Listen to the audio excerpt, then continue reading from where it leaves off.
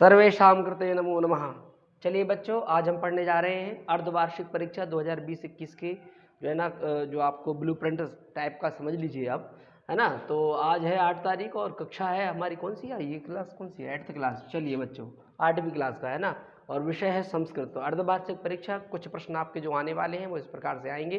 तो पहला प्रश्न, संधि, दूसरा समास, लकार, उपसर्ग, प्रार्थना, एक पदेन, पूर्ण वाक्येन, विशेषण विशेष, रिक्त स्थान, गद्यांश पद्यांश, संख्या, पर्यायवाची, विलोम, घटना क्रम संयोजन, शब्दरूप, पत्र और जीवन परिचय, इस प्रकार के आपके प्रश्न होंगे, है ना। तो करना कैसा है, संधि जो है देखिए पुस्तक आपके लिए नई है, तो संधि के लिए क्या करना है, आपके जो पाठ्य पुस्तक है उस पुस्तक में क्या होता है कि जो व्याकरण है अभ्यासकारी है, उस अभ्यासकारी में संधि के कुछ पद दिए रहते हैं, उन्हीं में संधि आना है। वहीं कुछ समास दिए हैं। लकार जो धातु रूप आपके पाठ्य पुस्तक में पीछे व्याकरण भाग में लकार दिए हैं। लकार माने क्या, यानी जो पठती पठता पठंती आदि जो धातु रूप है वही लकार है, वहाँ से प्रश्न पूछे जाएंगे। फिर उपसर्ग, उपसर्ग 22 होते हैं, परा अपशम इत्यादि, उनको आपको करना है। फिर प्रार्थना पत्र, प्रार्थना श्लोक जो आपकी पाठ्य पुस्तक में प्रार्थना दी है माँ सरस्वती की, वह श्लोक जितने भी दिए हैं वह आपको सब लिखना है। एक पदेन, ये प्रश्नोत्तर है, एक पदेन और पूर्ण वाक्यन, है ना। विशेषण विशेष, उसमें शब्द दिए होंगे, विशेषण और विशेष क्या है, या तो उनमें जोड़ियाँ मिलाने को दी होंगी या फिर उनको अलग करने को दिया होगा, तो आपको वो करना है। रिक्त स्थान, वहाँ पर कुछ रिक्त स्थान दिए होंगे, पीछे ऑप्शन दिए होंगे, वो आपको वाक्य को देखकर फिल करना है, सही क्या आएगा उसमें, एक वचन का, द्विवचन का, बहुवचन का, उसमें क्रियापद और कर्तृपद का विशेष आपको ध्यान रखना है। गद्यांश, कोई कहानी होगी उसके प्रश्न आपको पढ़ना, गद्यांश कहानी को पढ़ना है, उसमें नीचे प्रश्न दिए होंगे, उन प्रश्नों को पढ़ना है। प्रश्नों को पढ़ के उस लिखी हुई कहानी में से उत्तर आपको छांटना है।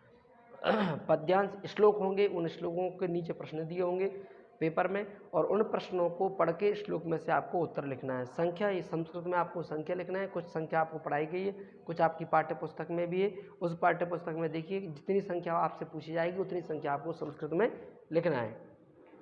पर्यायवाची आपके पाठों में दिए हैं, पीछे व्याकरण भाग में भी दिया है, पर्यायवाची और विलोम।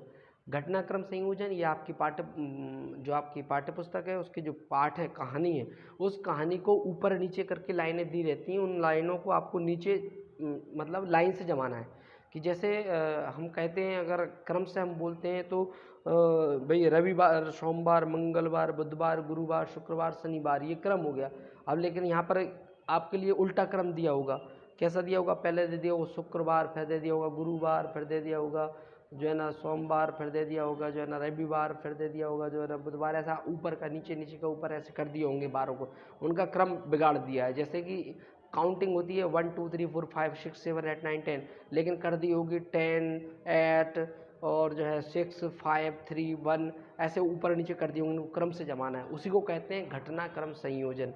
तो वो कहानी के आधार पर आपके लिए लाइन से आपको जमाना है, सही लाइन से। तो शब्द रूप, आपको जो शब्द रूप पढ़ाए गए या तो वो हो सकते हैं, या आपकी पाठ्य पुस्तक में जो शब्द रूप दिए हैं वो हो सकते हैं। तो वहाँ पर कुछ शब्द रूप दिए होंगे जिनको आपको देखना है कि वो कौन कौन से शब्द रूप है, उनमें से आपको कुछ शब्द रूप पढ़ना है। फिर पत्र, जो आपको पत्र पढ़ाया गया है, आपकी पाठ्य पुस्तक में भी पत्र है, उसके आधार पर आपको पत्र लिखना है। फिर जीवन परिचय, आपके पुस्तक में अभी निबंध नहीं है, आपके पाठ्य पुस्तक में जीवन परिचय है, कुछ जीवन परिचय दिए हुए हैं, उसमें से उनमें कुछ नाम लिखे होंगे, कौन कौन से जीवन परिचय हैं, उनमें से किसी एक का जीवन परिचय आप लिख दीजिए। और बच्चों, संस्कृत पढ़ने के लिए अभी व्याकरण वीथी में पढ़ा रहा हूँ, संस्कृत व्याकरण पढ़ा रहा हूँ, फेसबुक पे भी लाइव पढ़ाता हूँ और यूट्यूब पर भी पढ़ाता हूँ। तो आप लोग जुड़ सकते हैं फेसबुक से और यूट्यूब से। और टाइम मेरा 3 साढ़े 3 बजे से लगभग है फेसबुक पर, और यूट्यूब पर उसके बाद अपलोड भी कर देते हैं, कभी कभी लाइव आ जाते हैं। तो आप लोग ध्यान रखिएगा बच्चों, यदि आपको संस्कृत पढ़ना है, व्याकरण सीखना है, और सीखना ही है बच्चों, आपको आगे बढ़ना है, उसकी जानकारी और अधिक लेना है। संस्कृत बहुत सरल है, तो आप प्लीज़ चैनल को सब्सक्राइब करिए, लाइक करिए और अच्छे से पढ़ाई करिए। सभी को धन्यवाद।